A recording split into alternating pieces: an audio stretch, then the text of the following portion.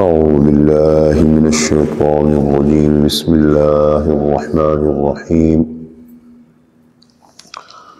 إذ تصعدون ولا تلوون على أحد والرسول يدعوكم في أخراكم فأثابكم غما بغم لكي لا تحزنوا على ما فاتكم ولا ما أصابكم والله خبير بما تعملون ثم أنزل عليكم من بعد الغم أمنة نعاسا يغشى طائفة منكم وطائفة قد أهمتهم أنفسهم يظنون بالله غير الحق ظن الجاهلية يقولون هل لنا من الأمر من شيء قل إن الأمر كله لله يخفون في أنفسهم ما لا يبدون لك يقولون لو كان لنا من الأمر شيء ما قتلنا هاهنا قل لو كنتم في بيوتكم لبرز الذين كتب عليهم القتل إلى مضاجعهم وليبتلي الله ما في صدوركم وليمحص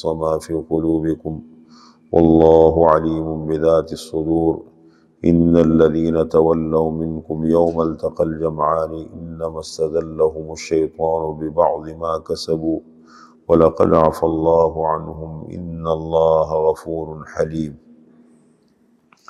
یہ تین آیتیں ہیں سورہ آل عمران کی، 153، 154 اور 155۔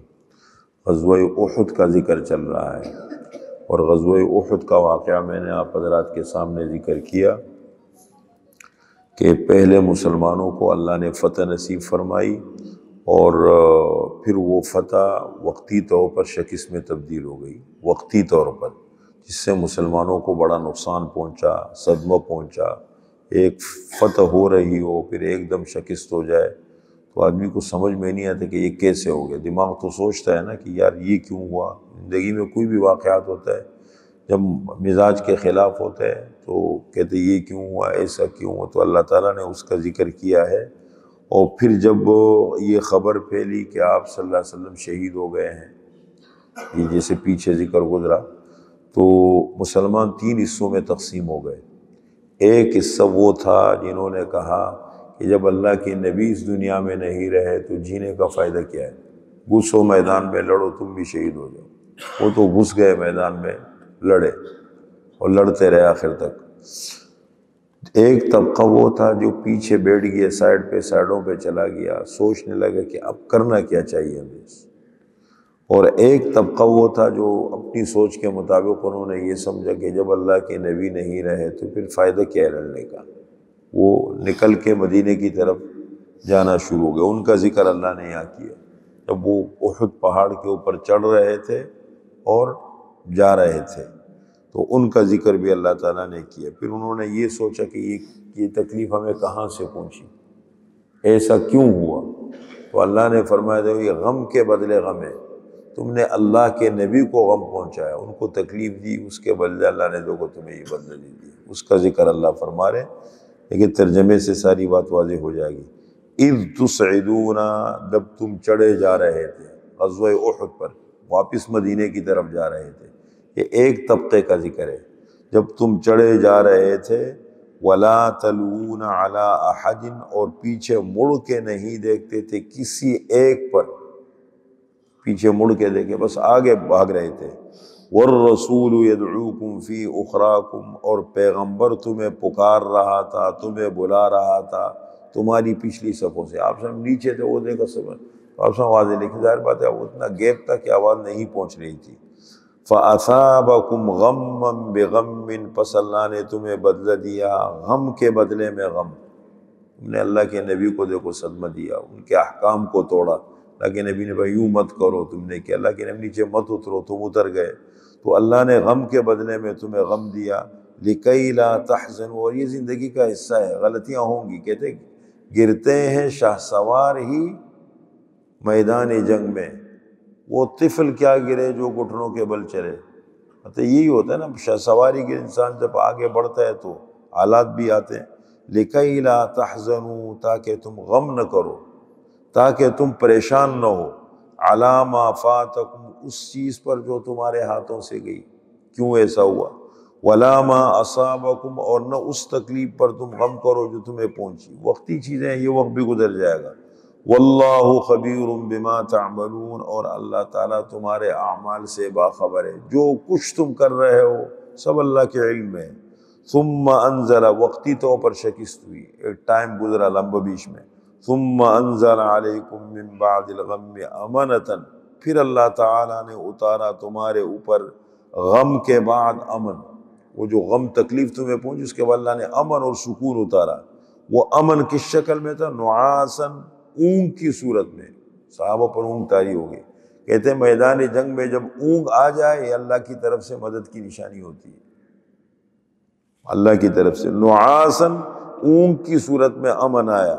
یغشا طائفۃ منکم، چھا گئی وہ اونگ تمہاری ایک جماعت پر، تم میں سے ایک جماعت پر اونگ طاری ہو گئی۔ وطائفۃ، یہ مسلمانوں کی جماعت تھی صحابہ کی جو مخلص تھے۔ وطائفۃ قد اہمتہم انفسہم، اور ایک جماعت وہ تھی جن کو پریشان کیا ان کے نفوس نے، عجیب عجیب خیالات۔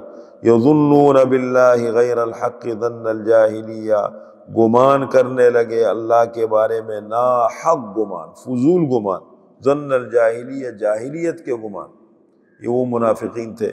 اور یقولون، وہ کہہ رہے تھے حل لنا من الامر من شیء، کیا ہے ہمارے لیے معاملے میں سے کچھ بھی، ہمیں تو کوئی حیثیت نہیں دی گئی، ہماری بات نہیں مانی گئی، ہم نے کہا اندر رہ کے مقابلہ کرو، انہوں نے ہماری بات نہیں مانی، دیکھو تکلیف آئی، پتہ لگ گیا۔ یقولون، وہ منافقین کہہ رہے تھے لو کان لنا من الامر شیء، اگر ہوتا ہمارے لیے معاملے میں سے کوئی چیز ہمارے لیے ہوتی، ما قتلنا ہاہنا، ہم یہاں قتل نہ کیے جاتے۔